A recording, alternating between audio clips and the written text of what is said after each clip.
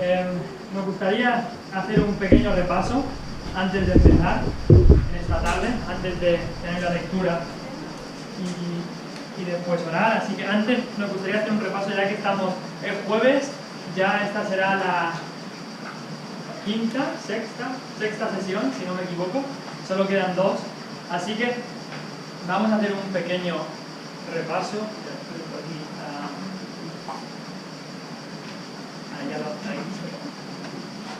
Vale.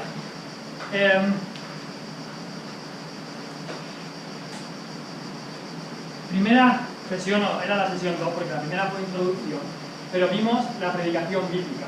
Predicación bíblica que no es solamente para aquellos que están allí arriba, sino que es para todos los que estamos, los cristianos que deberíamos estar involucrados en el Evangelio. ¿Y alguien me puede decir, sin mirar a su libreta, qué cosas estuvimos viendo sobre la predicación bíblica? ¿Alguien se acuerda sin mirar a ningún sitio? Eso fue el martes, si no me equivoco. La predicación bíblica empezaba con la A, la primera. ¿Alaba a quién? A Dios, bien. La segunda cosa que vimos, basada en la Escritura. Tercera cosa, es centrada en Cristo. La cuarta es parecida a lo que te había dicho, denuncia el pecado. Y la quinta cosa era, justo, está enfocada no solo la mente, no solo explicación de lo que es la palabra, sino el corazón también, para que apliquemos la palabra en nuestra vida.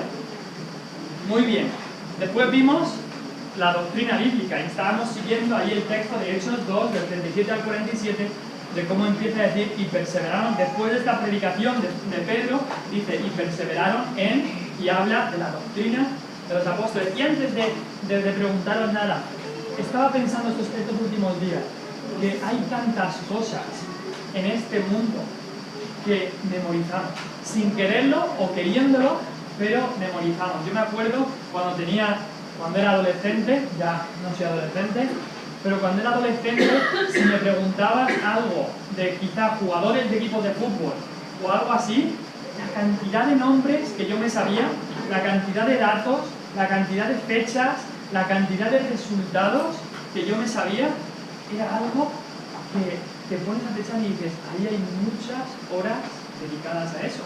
Estoy seguro que si pregunto a algunos aquí, quizá de deporte, quizá de una serie que estás viendo, quizá de cualquier otra cosa, empieza a preguntar quizá los nombres de esta serie que estás viendo y que sabrás todos los nombres y toda su historia. Empieza a preguntar a lo mejor de algún equipo de fútbol que te interese y te lo sabrás todo. Pero cuando llega a la palabra, qué poco memorizamos, lo que poco sabemos de la palabra. Y básicamente es porque le dedicamos más tiempo a otras cosas que a la palabra y a la doctrina. En la iglesia allí en Irlanda tienen un sistema que estoy seguro algunos aquí también utilizáis, de preguntas y respuestas que se hacen a los niños. Y es algo muy muy bueno porque es una pregunta y después con una respuesta que la dice el niño. Y así el niño desde pequeño aprende la palabra, aprende versículos también y luego aprende doctrina.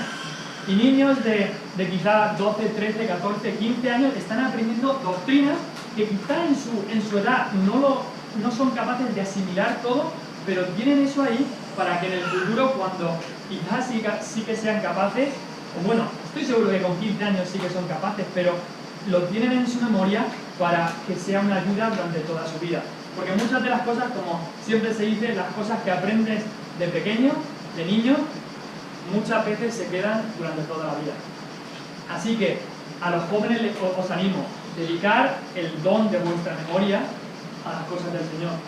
Porque si no, vais a estar memorizando otra cosa. Y lo más seguro es que sean las cosas de este mundo que para nada aprovechan. Así que cuando vimos la doctrina bíblica, vimos dos cosas que hacían con esta doctrina los cristianos. La afirmaban, es decir, la creían, pero también la adornaban la doctrina. No es que la doctrina de Cristo, la doctrina de los apóstoles, necesite nada más para hacerla más bonita, sino que sus vidas eran acorde a esa doctrina y sus vidas era un adorno, si se puede decir así, para esa doctrina. También vimos en la predicación que la predicación bíblica verdadera trae ayudamiento y persecución. Perseveraban en la doctrina, la afirmaban y la adornaban. Después perseveraban en la doctrina de los apóstoles, vimos que perseveraban en la comunión unos con otros. ¿Alguien se acuerda lo que vimos sobre la comunión unos con otros? Hablamos de la comunión bíblica y la comunión que no es bíblica. Y en la comunión bíblica lo que vimos es cómo tenían esta comunión en la vida de la iglesia. Tenían comunión en el Evangelio, comunión en el Espíritu, comunión y participación de los padecimientos de Cristo. Tenían todas estas cosas. Pero también tenían comunión en las ordenanzas de la iglesia. Y vimos que justo después del texto de Hechos 2:42 dice: y perseveraban en la comunión, en la doctrina, en la comunión unos con otros y en el partimiento del pan. Y ese término de partimiento del pan está hablando en gran manera de la cena del Señor, de cómo en muchas de sus comidas celebraban la cena del Señor y recordaban ese tiempo en el que el Señor, y recordaban el sacrificio y la muerte del Señor Jesús. Pero también vimos lo que es comunión antibíblica, porque la Biblia, por supuesto que nos dice que como cristianos deberíamos estar unidos y unánimes en el Evangelio, un corazón, un alma, pero también nos dice, hay veces que hay que separarnos, hay veces que si, perdón, esto es lo que yo quería, no es lo que yo quería ver. A ver, si está ahí, sí. Vamos a tener un problema ahí.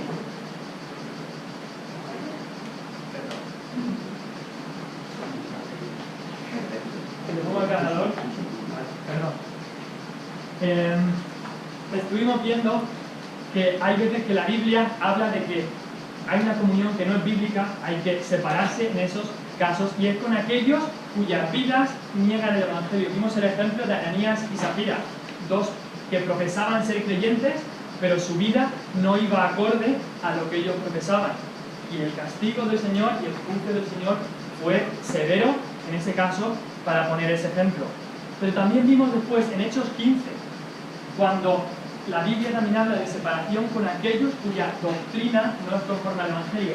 Y no hablábamos de doctrinas pequeñas, de doctrinas que quizá no son tan importantes. Aquí se estaba hablando de la doctrina de la salvación, de cómo un hombre puede llegar, o un hombre o una mujer puede llegar al cielo. Y ahí se ve claramente que Pablo y Bernabé tuvieron una discusión y contienda no pequeña. Y cuando la Biblia está hablando de eso, está hablando de que era algo serio. Y no lo querían dejar ni un minuto más, sino que atajaron ese problema, porque esta gente estaba enseñando que se podía ser salvo por obras, por la ley, por la circuncisión de Moisés. Y Pablo y Bernabé querían dejar claro que no, la salvación, como decía Pablo en Efesios 2, es por gracia, por medio de la fe, no por obras, para que nadie se gloríe. Así que ahí estuvimos hablando sobre la comunión en el Evangelio, y también sobre aquella separación que Dios nos manda. Esta mañana, ¿alguien se acuerda de qué estuvimos viendo esta mañana? Sí, mirad, la oración, muy bien. ¿Alguien se acuerda de qué cosas estuvimos viendo? Vimos una introducción quizá demasiado larga, pero luego vimos 5 cosas sobre la oración. ¿Perdón? Actitud. Es verdad, se ha mostrado justo ahí, así que si tenéis una memoria a corto plazo, os podéis acordar. La actitud que debíamos tener en la oración, que era una actitud de humildad, de arrepentimiento. Nos acordamos de aquel hermano Robert Murray McShane que decía: en realidad no conozco ni la mitad de mi orgullo. Nos damos cuenta de que el orgullo es algo que está bien alentado en nuestro corazón. ¿Alguien se acuerda de qué era la segunda cosa? Los elementos de la oración, y hablábamos de... ¿Alguien se acuerda de cuáles eran los elementos? Adoración, confesión, petición y intercesión. Muy bien. 4 elementos que quizá abarcan de alguna manera lo que debe ser la oración y nuestra oración. Después hablamos de la importancia que tiene la oración, porque estamos orando, por supuesto es un mandamiento de Dios, pero estamos orando al Dios del cielo, y oramos al Padre en el nombre de Cristo, le damos por medio del Espíritu, como habla Efesios 2:18, por medio de Él es como tenemos por un mismo Espíritu acceso al Padre. La importancia. Después hablamos de el objetivo de la oración, y vimos aquí aquella ilustración de ese hombre que iba a la guerra y que pensaba que no hace falta que el pastor ore por mí, porque si vamos a ganar, ganaremos, y si vamos a perder, perderemos, así que la oración no sirve de nada. Y gente que deja la oración de lado porque piensa, si la voluntad de Dios se va a hacer, ¿para qué orar? Pero vimos que Dios siempre incluye los medios y el medio de la oración en su voluntad.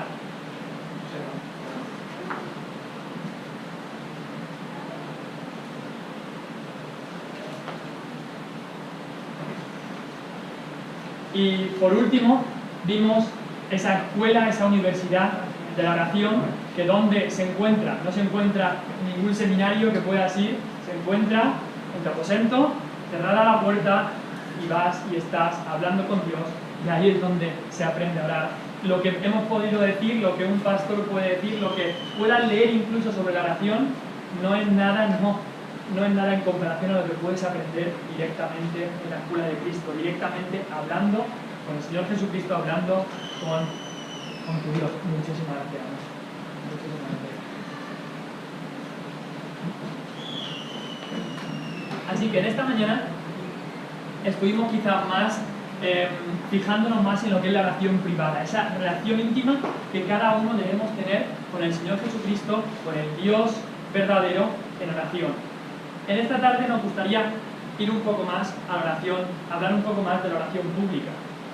Y cómo una iglesia, como un cuerpo, como un grupo de creyentes, nos reunimos a orar. Y cómo esa oración tiene mucho poder.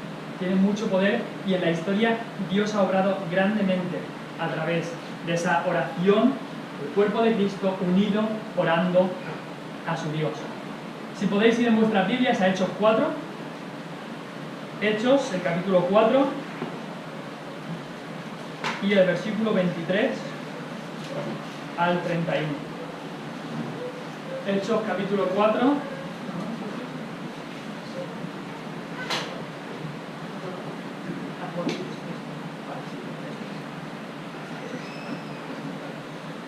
Hechos 4, del 23 al 31. Vamos a leer la palabra de Dios ahí. Y luego saltaremos y leeremos también algo que habla en el capítulo 12. Pero Hechos 4 lo tenéis todos, el versículo 23 dice la palabra de Dios. Y puestos en libertad, vinieron a los suyos y contaron todo lo que los principales sacerdotes y los ancianos les habían dicho. Está hablando aquí de Pedro y Juan, cómo habían sido interrogados por el Sanedrín, por el concilio, y vienen aquí y van a los suyos, van a la iglesia y les cuentan y les reportan o les dan el reporte de todo esto. Y el versículo 24 dice, y ellos, habiéndolo oído, alzaron unánimes la voz a Dios y dijeron, soberano Señor, tú eres el Dios que hiciste el cielo y la tierra, el mar y todo lo que en ellos hay. Que por boca de David tu siervo dijiste, ¿por qué se amotinan las gentes y los pueblos piensan cosas vanas?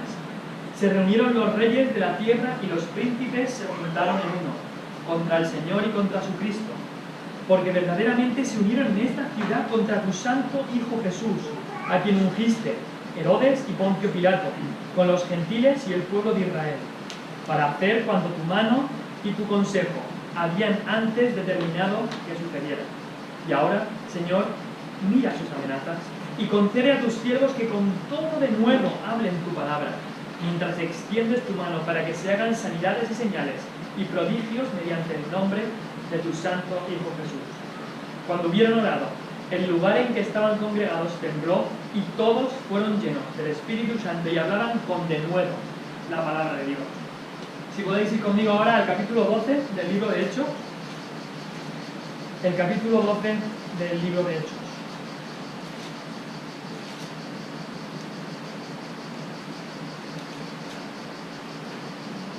El versículo 1 dice la palabra de Dios: en aquel mismo tiempo el rey Herodes echó mano a algunos de la iglesia para maltratarlos y mató a espada a Jacobo, hermano de Juan.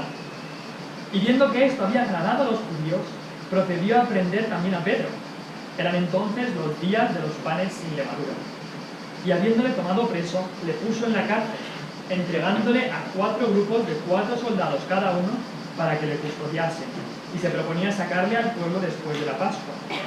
Así que Pedro estaba custodiado en la cárcel, pero la iglesia hacía sin cesar oración a Dios por él. La iglesia hacía sin cesar oración a Dios por él. Vamos a orar al Señor y le pediremos su ayuda para poder entender lo que Él quiere que aprendamos hoy, lo que hemos aprendido esta mañana y lo que aprenderemos también esta tarde sobre la oración, sobre esa conversación, ese clamor, ese grito, ese agonizar que Él nos manda, que le entreguemos a Él y que es tan básico y tan esencial en la vida de Cristo. Vamos a ir a nuestro Dios. Nuestro Padre Celestial, te damos las gracias otra vez por tu Hijo Jesucristo. Gracias, Señor, porque Él es el más bello, Él es nuestro todo, Él es nuestra salvación, Él es todo lo que tenemos. Señor, no hay nada más precioso en nuestra vida que Cristo. Nos pueden quitar otras cosas en esta vida, pero te damos gracias, oh Padre, porque nunca nos podrán quitar a Cristo. Gracias porque Él es nuestro y nosotros somos suyos. Y gracias porque estamos unidos a Él. Él es nuestro esposo y nosotros somos la esposa. Gracias por ese amor que Él demostró. Gracias, Señor, porque antes de la fundación del mundo Él nos escogió. Gracias, Señor, porque nos escogió para ser santos y sin mancha delante de Él. Gracias porque Él nos ha mandado su Espíritu para darnos vida, para también santificarnos, para guiarnos. Y gracias porque su Espíritu siempre glorifica al Hijo y nos hace ver a Cristo en las cosas que pasan en nuestra vida, ver su mano, ver también a Cristo en la palabra de Dios. Señor, te damos gracias por cada una de las bendiciones que tú nos has dado. Y gracias más que nada en esta tarde que te queremos dar con la oración. Gracias por la puerta abierta que tenemos, por el velo rasgado que tenemos para entrar al trono de ese lugar santísimo, el trono de la gracia, en donde podemos hallar gracia y oportuno socorro en tiempos de necesidad. Señor, cada momento que vivimos es un tiempo de necesidad. Necesidad espiritual, la que tenemos, necesidad espiritual también la que vive nuestra casa, nuestra familia, nuestro pueblo, nuestra ciudad, nuestro país. Señor, necesitamos más de Cristo y menos de nosotros mismos, menos del mundo, menos de la carne. Perdónanos, Señor, por tantas veces que hacemos ídolos de las cosas de este mundo y por tan pocas veces que nos entregamos a la oración como individuos y como iglesia y como pueblo de Dios.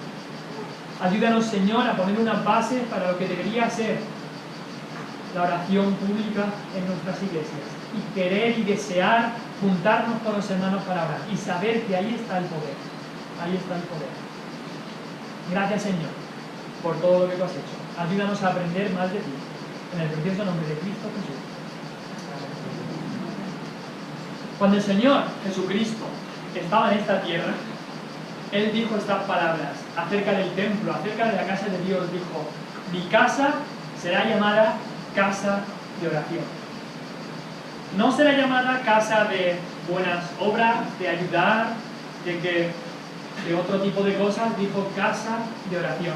Y Dios quiere que su pueblo sea un pueblo de oración, tanto privadamente, tanto individualmente, como veíamos esta mañana en el aposento, como públicamente en la iglesia. Pero la pregunta es, ¿cómo deberíamos orar en público? Nadie negará que las circunstancias de la oración pública no son las mismas que de la oración privada. Esa oración que el cristiano debe tener cada día con el Señor. Quizá la longitud del tiempo que oramos cuando estamos en público no debería ser tan larga como cuando oramos en privado. Y eso lo vemos en la palabra de Dios. Vemos quizá también, quizás no estaban en público, pero no sé si os acordáis de lo que pasó con Nehemías, cuando él quería hablarle. Nehemías era el copero del rey, y cuando él quería hablarle al rey, el rey le preguntó: ¿qué es lo que te pasa, que estás triste? Y la Biblia dice que oró rápidamente, en un segundo, en 2 segundos, oró al Señor, y seguramente dijo: Señor, ayúdame. Y entonces le habló al rey, y milagrosamente, de una manera que se supone que, estoy seguro que Nehemías no esperaba, el rey le dijo: ve a tu pueblo y lo que deseas, hazlo, y yo te voy a ayudar y voy a pagar lo que haga falta para que tú reconstruyas los muros de tu ciudad.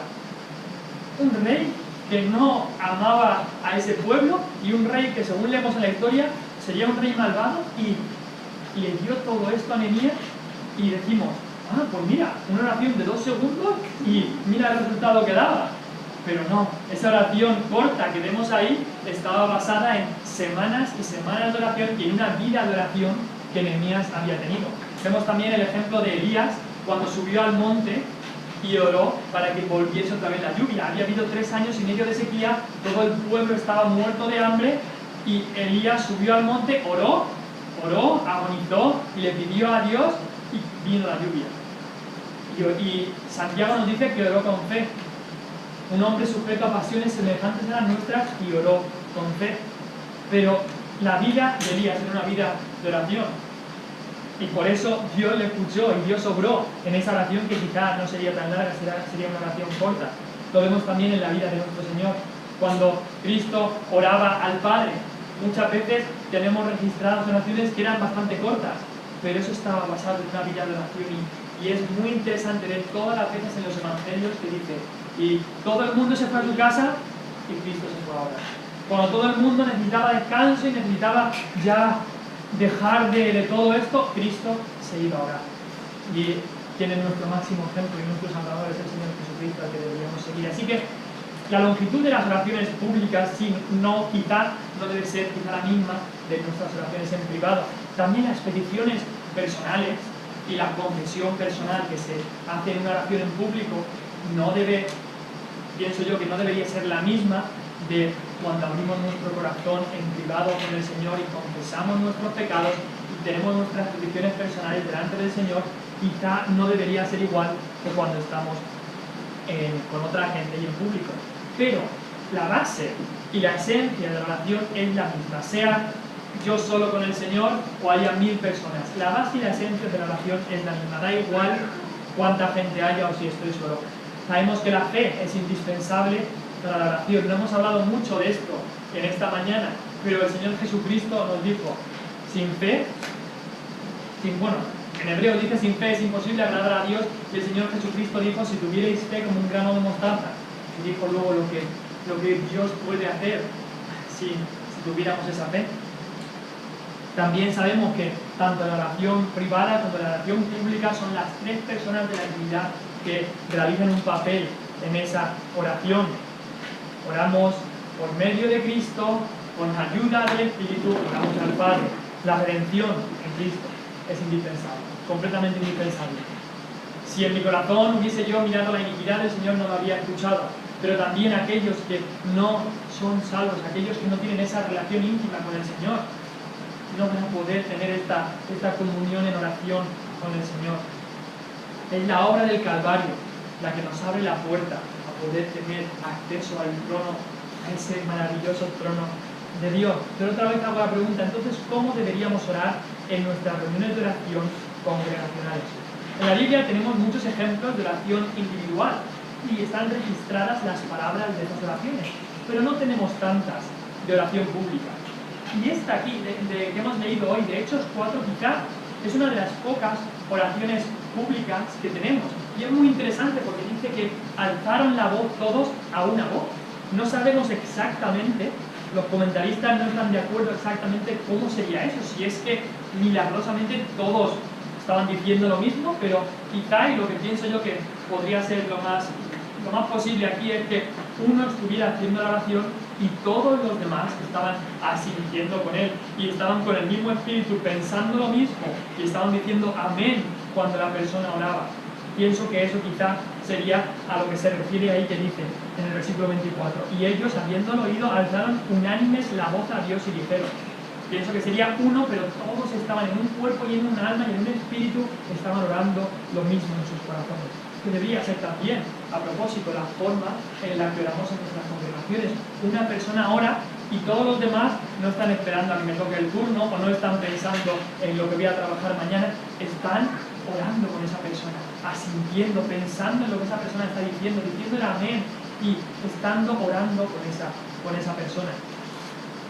Pero cuando vemos el contexto de lo que pasa en este capítulo es cuando los problemas empiezan para la iglesia.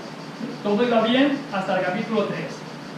3.000 personas habían sido salvas en Pentecostés, 5.000 personas después de la predicación, cuando el cojo había sido sanado. Ya estamos hablando de 8.120, más o menos, personas en la iglesia de Jerusalén. Vamos viento en popa. Y en el capítulo 4 empieza la prueba. Porque, claro, hay gente que no está contenta con esto. Los sacerdotes, el Sanedrín, no estaban contentos. Así que cogen a Pedro y Juan y les echan a la cárcel. Pasan una noche en la cárcel porque cada juicio siempre requiere tiempo, no lo pueden juzgar el mismo día, sino que al día siguiente los ponen en la cárcel y al día siguiente los interrogan. Y esta es, como decíamos el martes, la cuarta predicación que predica Pedro. Y otra vez, ¿a quién está predicando? ¿En quién está centrada su predicación? En Cristo. Y en el versículo 12, ese versículo que muchos de vosotros sabréis, dice, y en ningún otro, está hablando de Cristo, dice, y en ningún otro hay salvación. En ningún otro hay salvación, porque no hay otro nombre bajo el cielo dado a los hombres en que podamos ser salvos. Quizá estás tú aquí y no tienes esta salvación de la que estamos hablando. Quizá piensas que en el nombre de una religión podrás ser salva, o en el nombre de cualquier otro hombre podrás ser salva. Quizá piensas que en el nombre de tus propios hechos, de tus propias obras, podrás ser salvo. Quizá piensas que en el nombre de una denominación y que si te haces miembro de esta iglesia podrás ser salvo. Pero no. La Biblia aquí dice en Hechos 4:12, y en ningún otro hay salvación. La salvación solo se encuentra en una persona. No una religión, no una iglesia, no una denominación, nada de eso, en una persona. En ningún otro, solamente en Jesucristo. Y luego dice, porque no hay otro nombre bajo el cielo, dado a los hombres, en que podamos ser salvos. En el versículo de antes, Pedro les dice a estos sacerdotes, vosotros habéis desechado a aquel que era la piedra del ángulo, aquel que era la piedra que iba a ser el fundamento de toda tu vida, esa piedra que iba a ser la esencial, justo lo que necesitabas para ser salvo, que era Cristo, lo han desechado. Y eso es lo que los sacerdotes habían hecho. Quizá tú estás aquí y lo que más necesitas, si no eres salvo, te lo puedo decir ya, es a Cristo. Y Cristo está siendo predicado una y otra vez y lo estás desechando. Estás diciendo, mis ideas son mejores, yo sé mejor que todo lo que dice la Biblia. Mi oración es que el Señor te cambie por completo, cambie esa opinión, cambie tu corazón, cambie tu voluntad, para que veas a Cristo como el único que te puede salvar, el único bajo el cielo, el único nombre bajo el cielo en todo el universo en el cual puedes ser salvo. Y ese era el contexto de esta oración. Pedro y Juan han estado allí, han sido examinados, Pedro ha predicado de esta manera y entonces los sacerdotes, viendo el denuedo con el que hablaban, no pueden decir nada en contra. Se quedan diciendo, esta gente tiene que haber estado con Jesús. Esta gente que no tiene estudios, ¿cómo puede ser que hablen de esta manera? Tienen que haber estado con Jesús. Y entonces los dejan salir. Y me causa mucho asombro, en cierta manera. Y si lo contrastas con lo que pasa en el día de hoy, en lo que se llama iglesia cristiana, es muy distinto. Porque Pedro y Juan, ¿qué es lo que hacen? ¿Salen de aquí y qué hacen? ¿Huir? No. ¿Qué hacen? Quejarse de todo lo que habían tenido que sufrir una noche en la cárcel. Pedro y Juan nos dijeron, vamos a escribir ahora un libro, una noche en la cárcel por Cristo. Y se ponen a escribir un libro y vamos a vender este libro. Y tenemos 8.000 personas, así que podemos quizá vender unos cuantos libros en la iglesia y podemos hacer dinero. No estaban pensando nada de esto. Ellos solamente, no estaban pensando en ellos mismos, estaban llenos de humildad. Se olvidaron del sufrimiento que habían tenido que pasar. Eso no importaba. Estaban solo pensando en honrar el nombre de Cristo. Y en el capítulo 5, cuando sufren aún más, que les azotan a los apóstoles por el nombre de Cristo, es que no solamente que se olvidan de su sufrimiento, sino que están gozosos de haber sido tenidos por dignos de padecer afrenta por causa del nombre. Y siempre que pienso en eso digo, ¿cuánto me queda? ¿Cuánto me queda para acercarme a parecerme o a llegarle al tobillo a estos apóstoles? que sufras por el nombre de Cristo y estés gozoso de que has sido tenido por digno de padecer afrenta por causa del nombre de Cristo. Cuando nos hacen un poquito de daño o nos ofenden porque se meten con nosotros o dicen algo malo de nosotros porque le hemos hablado de Cristo, ya hacemos del mundo y no, que pobre de nosotros lo que tenemos que sufrir. Y ellos estaban gozosos de sufrir afrenta por causa de Cristo. Así que vemos esa humildad que ellos tenían. Pero vemos también la paz que tenían al orar, porque no estaban intentando huir, sino que puestos en libertad, fueron a la iglesia. ¿Qué es lo primero que se les ocurrió después de haber estado en la cárcel? Ir a la iglesia, ir a una reunión de oración. Es esa seguridad, esa tranquilidad y ese deseo de estar con los hermanos que vemos ahí. Y me encanta esas palabras que dice ahí en el versículo 23, dice, vinieron a los suyos. Pedro y Juan, después de que habían sido hechos presos y examinados, fueron a los suyos. Había ahí una identidad. No era que fueron a la iglesia y luego fueron a visitar a su familia, sino que su familia ahora era la iglesia, eran los suyos. Y me hace pensar, ¿consideras tu iglesia, si eres cristiano, si has sido salvo, consideras tu iglesia los tuyos? ¿Los consideras los tuyos? ¿Los consideras tu familia? ¿Los consideras que son parte de ti y que tú eres parte de ellos? Así es como consideraban a los discípulos, a la iglesia, ellos aquí, por eso dice, y vinieron a los suyos, a los suyos. Vemos la unidad también que tenían al orar. Dice que alzaron unánimes la voz a Dios. Alzaron unánimes la voz a Dios. No estaba uno orando y en su oración estaba intentando meter la reprimenda que tenía para el otro hermano y el otro que oraba después intentaba mejorar esa oración. No, estaban orando unánimes a una voz. Hemos visto en otros capítulos que dice con un mismo espíritu, con un mismo corazón, con un mismo alma, estaban unánimes. Pero bien, vemos también la urgencia que tenían por orar. Muchas veces, desgraciadamente, en nuestras reuniones de oración, a veces no hay tanta oración. A veces hay mucho cántico, hay muchas otras cosas, y la oración es los últimos minutos. Ellos tenían una urgencia por orar. Ellos fueron, lo primero que, lo que se ve aquí es que después que hubieron dicho lo que les había pasado, automáticamente oraron. Automáticamente tenían una urgencia por orar. Sabían que lo básico, lo principal, el principio, como estamos diciendo aquí, volviendo a los principios, lo básico era la oración, era donde provenía el poder. No era en el reporte que ellos iban a dar de lo que les había pasado, sino que era en la oración en donde estaba el poder. Sabían que era lo importante y sabían que lo importante era la oración del cuerpo de Cristo, la oración de la iglesia. El misionero que fue a la India, William Carey, estoy seguro que algunos de vosotros sabréis de él, William Carey, dijo estas palabras y escucha lo que dice. Dice, no me da miedo el fracaso, me da miedo tener éxito en cosas que no tienen importancia. Piénsalo otra vez, no me da miedo el fracaso, me da miedo tener éxito en cosas que no tienen importancia. Y muchas veces nosotros ponemos todo nuestro empeño y nuestras ganas en cosas que al final no tienen tanta importancia, en cosas que al final bíblicamente no son completamente básicas. Y a las cosas que son completamente básicas les damos un segundo lugar. Pero eso no fue lo que los cristianos en Hechos hicieron. Ellos sabían que era lo importante y sabían que la oración era su aliento, era aquello básico, era aquello que necesitaban día y noche. Así que vemos aquí un patrón. Como tenemos un patrón en Mateo, creo que es el capítulo 6, tenemos un patrón para la oración individual, que es la oración modelo o el Padre Nuestro. Aquí quizá también podríamos tener un patrón para la oración pública. Una de las pocas oraciones públicas de la iglesia que se ve en la Escritura.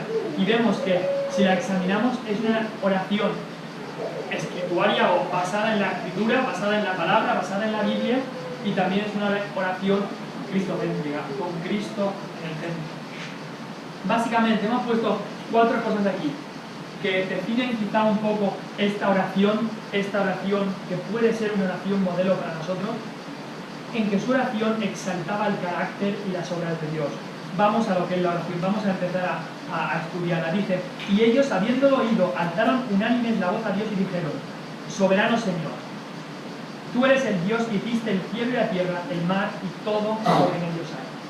Estaban adorando a Dios. Hablábamos de eso esta mañana, cómo debemos adorar a Dios en nuestras oraciones. Es uno de estos elementos de los que hablamos esta mañana. Muchas veces nuestras oraciones son como una lista de la compra. Y muchas veces, desgraciadamente, una lista de la compra de cosas que no necesitamos.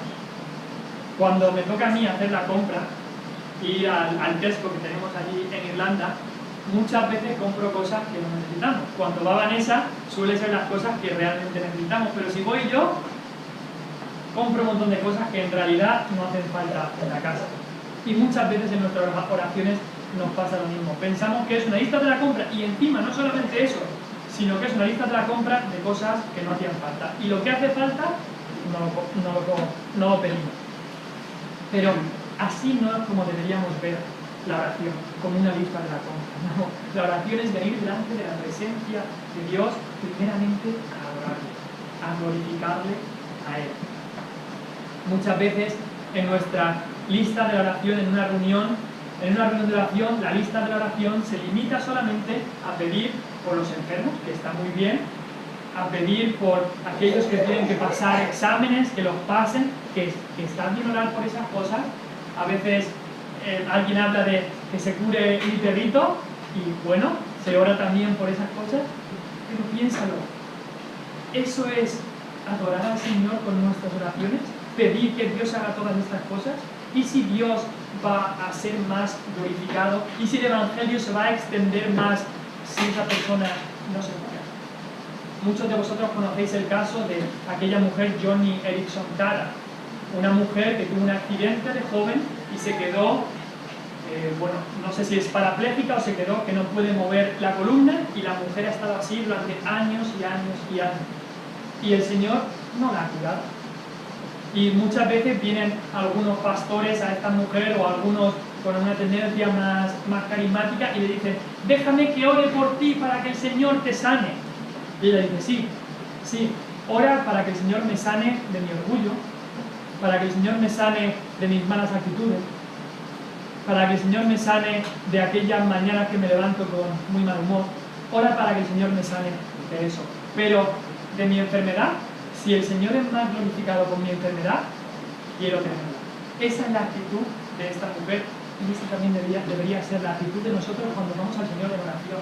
Hay veces que quizá el Señor es más glorificado si nuestra enfermedad se queda en nosotros. Y siempre debemos querer la voluntad de Dios por encima de todo. Por encima de todo. Aquí hemos leído el capítulo 12 de Hechos. Estoy seguro que también la iglesia estaba haciendo oración por Jacobo. Y bien que lo hacían. Pero Dios permitió que Herodes matase a Jacobo. No creo que no habían hecho oración por él, sino que también estaban haciendo oración por él, pero Dios iba a ser glorificado si Jacobo moría. Y con Pedro, Dios quiso ser glorificado con la liberación de Pedro, cuando la iglesia hizo oración por él. Así que nuestras oraciones siempre deben ser en la voluntad de Dios y que la voluntad de Dios se cumpla siempre. Y por eso es que esta oración empieza diciendo, soberano Señor. Esa palabra soberano Señor es una palabra de donde viene lo que nosotros entendemos por déspota. Y dirás, uy, qué palabra aplicada a Dios, un déspota es alguien malo. Pero esa palabra lo que quiere decir no es alguien que ejerza su poder de una manera mala, sino está hablando de una persona que tiene absoluto poder. Que no hay nada, ninguna cosa que no sea controlada por esa persona. Todo, absolutamente todo en el universo lo dirige y lo controla Dios. Y por eso aquí es el soberano Señor. Recuerda que la creación, todo lo dirige el Señor. Cuando de noche veas esas estrellas que van dirigidas de una manera totalmente precisa por la mano del Señor y veas lo pequeño que tú eres, dile, como dijo el salmista, ¿qué es el hombre para que tengas de memoria? Soberano Señor, ¿qué soy yo para que tengas de memoria? Para que tengas de mi memoria. La oración está exaltando el carácter y las obras de Dios. Pero también vemos ahí en el versículo 25, que le recuerdan a Dios su propia palabra. Le recuerdan a Dios su propia palabra. Dicen que por boca de David tu siervo dijiste. Y ahí habla del Salmo 2. ¿Por qué se amotinan las gentes y los pueblos piensan cosas vanas? Se reunieron los reyes de la tierra y los príncipes se juntaron en uno contra el Señor y contra su Cristo. Le recuerdan a Dios su propia palabra. También vemos ahí que creían firmemente en la inspiración de la Biblia. ¿A qué me refiero con la inspiración de la Biblia? Creían que este libro que tenemos aquí, cada palabra, estoy hablando de cada palabra de este libro, había sido inspirada, había sido dicha por Dios para que el autor, si es el autor humano, la escribiese. Creían que era cada palabra, no que, bueno, Dios le había ayudado al autor para que el autor escribiese lo que él creía. No, creían que era una inspiración de cada palabra. Cada palabra de la Biblia es palabra de Dios.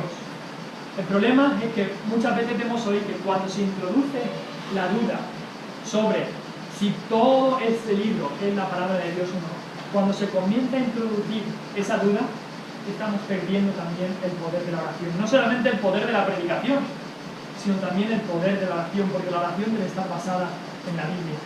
Y cuando decimos que hay algunos pasajes que no sabemos si estamos negando la palabra inspirada de Dios. Pero ellos creían, como dice ahí, que por boca de David tu siervo dijiste. ¿Quién era el que decía? Era Dios, pero era por boca de David. Y eso es lo que ellos creían, que este libro era completamente la palabra de Dios. Y por eso, como creían firmemente en eso, le traían sus promesas otra vez al Señor. Y como cristianos, ¿qué es lo que debemos hacer? ¿Lees una promesa en la Biblia? Llévasela al Señor en oración. No, que no se quede en tu mente solamente, llévasela al Señor en oración. Trae sus promesas que nunca fallan a Dios y dile que cumpla su pacto.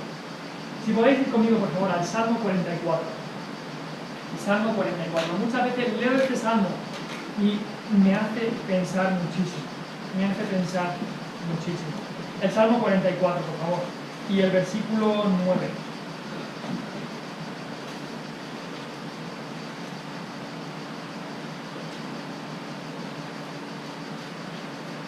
Dice ahí el salmista, el versículo 9. Está hablando de... En el versículo 9, perdón, sí. Dice, pero nos has desechado y nos has hecho avergonzar. Y no sales con nuestros ejércitos. Nos hiciste retroceder delante del enemigo y nos saquean para sí los que nos aborrecen. Nos entregas como ovejas al matadero y nos has esparcido entre las naciones. Has vendido a tu pueblo de balde, no exigiste ningún precio. Le está diciendo a Dios, Dios, nos has traído tú a todo este gran problema. ¿Qué ha pasado aquí? Y en el 17, de una manera que yo no sé si, por supuesto, yo no podría decir eso. En el versículo 17 dice, todo este mal nos ha venido y no nos hemos olvidado de ti y no hemos faltado a tu pacto. Dice el versículo 18, no se ha vuelto atrás nuestro corazón ni se han apartado de tus caminos nuestros pasos. El versículo 22 saltamos y dice, pero por causa de ti nos matan cada día, somos contados como ovejas para el matadero. Y el 23 dice, despierta, ¿por qué duermes, Señor? Despierta, no te alejes para siempre. Está cogiendo él lo que le estaba pasando y le está diciendo al Señor, cumple tu promesa, cumple tu pacto. No nos hemos alejado de tu pacto, pero nos vienen estos problemas. Señor, cumple tu pacto, cumple tu pacto. Yo no sé, yo no creo que me atrevería a decir estas palabras, pero aquellos que están cerca de Dios, aquellos que escuchan la palabra de Dios al oído, como era el salmista aquí, tenían la confianza y la seguridad de hablarle así al Dios del cielo, para que Él cumpliese su promesa. De una manera, por supuesto, respetuosa, pero desafiando y diciendo, Señor, cumple tu promesa, lo has prometido, cúmplelo, cúmplelo. Hablamos esta mañana de avivamientos que había en Escocia, en una isla que se llama de Lewis. Y había un avivamiento del espíritu en la aldea de Arnold en el noroeste de Escocia. Y la situación allí era difícil porque había avivamiento, almas buscaban a Dios y se salvaban, pero había también mucha resistencia. Y en una reunión de oración, un hombre joven se levantó y dijo estas palabras, allí en la aldea de Arnold. Dijo: oh Dios, ¿sabes que tu honor está en peligro? Hiciste una promesa que no estás cumpliendo. Ahora bien, y el hombre dijo: aquí hay 5 pastores, no sé cuál es su condición de su corazón, pero sí que sé cuál es la mía. Y creo que puedo decir que tengo sed. Tengo sed de una manifestación de tu poder. Eso lo dijo ese joven a las 12 de la noche, y la reunión de oración siguió. Y a las 2 de la mañana, la reunión de oración seguía, y este hombre se puso en pie y oró esto, basándose en Isaías 44:3, que dice: porque yo derramaré agua sobre el sequedal y ríos sobre la tierra árida, mi espíritu derramaré sobre tu generación y mi bendición sobre tus renuevos. Y dijo: con base a tu promesa de derramar agua sobre la sequedad espiritual, me atrevo a desafiarte a que cumplas tu pacto. No creo que eso sea faltarle el respeto a Dios. Decirle a Dios: cumple tus promesas, con un corazón compungido, con un corazón arrepentido y humilde, que sabemos que no somos nada, pero decimos: Señor, cumple tu promesa, lo has prometido, cúmplelo. ¿Sabéis lo que pasó? Cuando este hombre dijo esto, la casa donde estaban tembló. Y quizás te suena, es lo mismo que pasó en la cárcel en Filipos. Pablo y Silas estaban cantando, la cárcel tembló. El poder de Dios se demostró. Y lo mismo pasó en esta ciudad de Arnold. Al salir, el pastor que había ahí, que se llamaba Duncan Campbell, al salir afuera de esta casa, vio a toda la comunidad de ese pueblo que salía de sus casas y estaba despierta. La oposición que tenían al Evangelio desapareció, y un avivamiento comenzó que se llamó el avivamiento de Arnold. La taberna de ese pueblo se cerró esa noche y nunca más se volvió a abrir. Ya nos gustaría ver eso en nuestro país y en nuestra ciudad. Los hombres que se emborrachaban en esa taberna día sí, día también, esos hombres ahora, bueno, cuando fue escrito esto, se encontraban orando en la iglesia. Y uno de esos hombres que se emborrachaban en la taberna fue enviado a ser misionero en Arabia Saudita. Eso era porque cogían la palabra de Dios y se la entregaban a Dios. Le recordaban sus promesas. Era oración que venía de Dios y oración que volvía a Dios. Oración que venía de Dios porque era su palabra y sus promesas, y oración que volvía a Dios de las palabras de aquellos cristianos. Y como vemos, si volvemos otra vez a Hechos 4, no solamente recordaban a Dios su propia palabra, sino que estaban aplicando la palabra de Dios a lo que estaba pasando, a lo que había pasado en sus vidas. Y dice el versículo 27, porque verdaderamente se unieron en esta ciudad contra tu santo Hijo Jesús, a quien ungiste, Herodes y Poncio Pilato, con los gentiles y el pueblo de Israel, para hacer cuanto tu mano y tu consejo habían antes determinado que sucediera. Estaban diciendo que este texto, esta palabra de Dios que había sido escrita cientos y cientos de años antes, se acababa de cumplir. Porque las promesas de Dios siempre se cumplen, las profecías de Dios también siempre se cumplen. Y aquí está uno de los cumplimientos más grandes de lo que dice el Salmo 2, como Pilato, que era un gentil, y Herodes, que era un judío, se unieron, aunque se llevaban mal, pero se unieron en contra de Cristo. Y como muchas veces vemos eso en nuestra propia cultura. Aquellos que se llevan mal, pero cuando están con una causa común que es en contra del Evangelio, incluso se unen para eso. Pero cuando hemos pasado toda nuestra vida en la palabra y la conocemos como nuestros cristianos y la estudiamos, las cosas que pasan en nuestro alrededor no nos sorprenden. Cuando pasó todo lo que pasó con Jesucristo y estos cristianos lo vieron, se dieron cuenta que esto era lo que decía la palabra de Dios. El Salmo 25:14 dice: la comunión íntima de Jehová es con los que le temen, y a ellos se hará conocer su pacto. Si tú tienes esa comunión íntima con Cristo, con Dios, con el Dios del cielo, si como iglesia tenemos una comunión íntima con Dios, dice que a ellos hará conocer su pacto. Decíamos esta mañana, otra vez volviendo a este avivamiento en esta isla de luz, avivamiento, que el medio que utilizó el Señor fue totalmente la oración, y la oración no fue otra cosa Había una mujer que hablábamos esta mañana llamada Margarita, una mujer anciana, ciega, que oró para que este avivamiento comenzara, y el avivamiento comenzó y luego se extendió a otros pueblos y ciudades también. Y antes de que comenzara este avivamiento, esta mujer estaba orando y habían pedido a un pastor llamado Duncan Campbell que viniese a predicar. Y el pueblo, la iglesia, estaba con mucha sed espiritual, estaban con muchas ganas y estaban avivados el corazón. Pero el pastor dijo que tenía otras citas y no podía venir para esa semana que querían que viniese. Y entonces el pastor de esa iglesia, no el pastor invitado, sino el pastor de esa iglesia fue a contárselo a la mujer y le dijo: lo siento, pero no vamos a poder tener a este pastor invitado. Y la mujer le dijo: yo he orado al Señor y el Señor lo va a traer. Y unos días después, ese hombre, ese predicador evangelista, vino al pueblo porque la otra cita se había cancelado, y vino al pueblo y el Señor lo utilizó a este hombre para predicar y para indicarle a muchísima gente, a muchísimas almas, el camino de la salvación. Muchísimas. Una de las cosas que ocurrió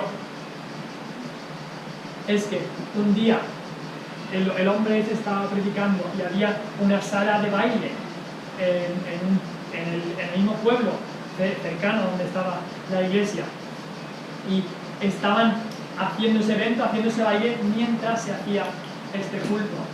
Y tanto fue el poder del Espíritu Santo que esas personas que había en ese baile, el Espíritu Santo comenzó a obrar en sus corazones, aún sin estar escuchando la palabra, quizá la habían escuchado antes, pero el poder del Espíritu Santo vino y la sala esa se quedó desierta y la gente comenzó a venir a la iglesia diciendo: ¡ay, queda misericordia para mí! ¡Queda misericordia para mí! Pero no solamente aplicaban la palabra de Dios a la vida y a las cosas que ocurrían, pero también pedían a Dios por la extensión de su nombre. Leemos ahí en el versículo 29 que dicen: y ahora, Señor, mira sus amenazas y concede a tus siervos que con todo de nuevo hablen tu palabra mientras extiendes tu mano para que se hagan sanidades y señales y prodigios mediante el nombre de tu santo Hijo Jesús. Y cuando lo lees, no están pidiendo por venganza, no están pidiendo ni por seguridad, ni están pidiendo por ninguna cosa así, están pidiendo de nuevo. No están pidiendo descanso, están pidiendo de nuevo. No están pidiendo paz y tranquilidad. No están pidiendo por ellos mismos para que sea su propia gloria la que se vea, sino que están pidiendo para la gloria de Dios y para que el poder de Dios sea manifiesto. Muchas veces oramos por nuestros hermanos perseguidos y deberíamos continuar en la oración por aquellos en Corea del Norte, en Etiopía y en tantos otros sitios que están sufriendo por el nombre de Cristo. Muchos tienen que dejar sus casas, muchos son puestos en la cárcel, aún en el día de hoy, por el nombre de Cristo, por ser cristianos. Pero, por supuesto, deberíamos seguir orando, pero hay veces que cuando el Señor ha quitado la persecución de un país, entonces los cristianos se comienzan a enfriar. Y hay cristianos en esos países que te dirán, por supuesto que querrían que la persecución disminuyera, pero que no se vaya del todo. Porque si no hay persecución, entonces muchas veces la iglesia de Dios se enfría de una manera tan grande. Philip Brooks dijo: no oréis por vidas fáciles, orad para ser hombres y mujeres más fuertes. No ores por tareas que se adecúen a tus capacidades, pero pide que tus capacidades se adecúen a tus tareas. Es decir, muchas veces le pedimos a Dios: Dios, dame una vida más fácil. Y el Señor te dice: no, pídeme por sabiduría para enfrentar los problemas que te vengan en tu vida. Pídeme sabiduría. Lo decíamos ayer también, que le dijo el apóstol Pablo a Timoteo: todos los que quieran vivir piadosamente padecerán persecución. Así que no deberíamos pedir que cese toda la persecución, porque si no hay nada de persecución, hay algún problema. Hay algún problema en nosotros, porque todos los que quieran vivir piadosamente padecerán persecución. Este pueblo aquí, el pueblo de Dios aquí en Éxodo, amaba el nombre de Cristo. Amaba el nombre de Cristo y quería que el nombre de Cristo se extendiese. no estaban pensando en su propia protección, sino que estaban pensando en el nombre de Cristo y querían que se extendiese a todo el mundo. Me pregunto, ¿y nos pondremos por fin serios con la oración? ¿Nos pondremos en serio con el clamar a Dios, no solamente de manera individual, como digamos esta mañana, sino de manera pública? Es un gozo para ti ir, cuando tengas el culto de oración por la semana, entre semana, es un gozo para ti ir allí y orar por la iglesia, orar por la extensión del Evangelio, orar por aquellos amigos tuyos que no conocen a Cristo, orar para que crezcas en santidad, orar para que el Señor le unja de poder al que va a traer la palabra y que la palabra entre en los corazones de la gente. Muchas veces la palabra de Dios no tiene poder cuando se predica porque no ha sido ungida con las oraciones de los santos.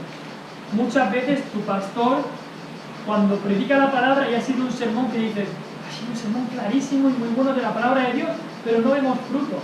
¿Por qué? Porque no hemos estado orando antes. Muchas veces no apreciamos la predicación de la palabra como deberíamos porque no hemos preparado nuestros corazones en oración. Nos pondremos ya por fin en serio con la oración. Es mi deseo que así sea. En la historia hemos visto, no solamente en la historia aquí en Hechos, sino en la historia de la Iglesia, una y otra vez, el Señor ha obrado grandemente avivamientos tremendos a través de ¿qué? De la oración. La oración es esa fuente de poder que el Señor nos da, esa herramienta más poderosa que ninguna otra cosa, esa herramienta que es la oración, porque Dios es el que actúa. Entonces, y Dios es el que puede hacer todo y puede traer todos estos avivamientos y salvación de las almas, y incluso en nuestras iglesias y en nuestra vida. Vamos al Señor en oración.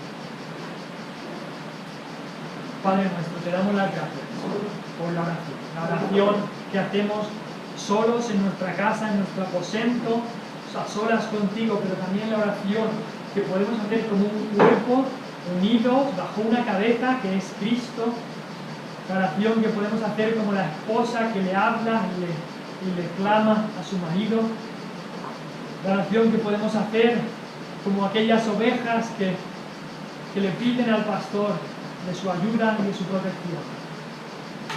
Gracias, Señor, por cómo oraron aquí los discípulos en el tiempo aquí en Hechos. Gracias, Señor, por cómo tú utilizaste a estos apóstoles y discípulos para extender tu palabra. Gracias porque no estaban pensando en una vida fácil, no estaban pensando en su propio beneficio, no estaban pensando en nada así, sino que estaban pensando en la gloria y en la exaltación del nombre de Cristo, el nombre de tu Santo Hijo Jesús. Padre, queremos adorar ese nombre, queremos exaltar ese nombre, queremos traerte otra vez las promesas a ti.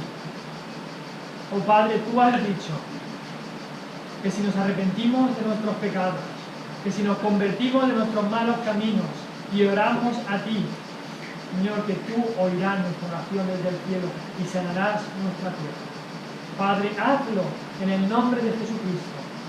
Padre, pedimos por todas aquellas aflicciones que están pasando nuestros hermanos alrededor del mundo. Pedimos, Señor, que les des de nuevo para hablar tu palabra, que el Espíritu obre con su poder. Señor, si es tu voluntad, quítales esa persecución y que no sea tan severa. Pero si es tu voluntad, dejarla, Señor, pido que el Evangelio se extienda a través de esa persecución y que tú honres tu propio nombre. Padre, te amamos y queremos ver el nombre de Cristo exaltado en esta tierra, no el nombre de ningún hombre, de ninguna iglesia, de ninguna denominación, de ninguna organización, sino solamente el nombre de Cristo nuestro Salvador.